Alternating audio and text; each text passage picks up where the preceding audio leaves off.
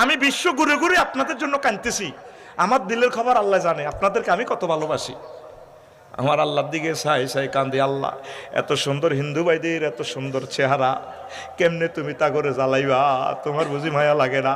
নবীজি একখান হাদিস কইছে, এউলাদু কুল্লু মাউলুদিন আলাল ফেতরা, প্রত্যেক শিশুরা দিনে ফেতরাতের উপর ইসলামের উপর জন্মগ্রহণ করে।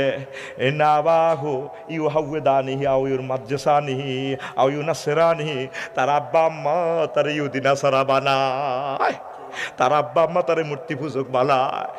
নেপালে দেখলাম দুর্গাপুজো উৎসবে, আমিও গেলাম, দেখলাম আমার প্রিয় ভাইদের ছোট ছোট ফোলাইনে ডোল ফেটে, আব্বা আম্মাও ফেটে মনের আনন্দে।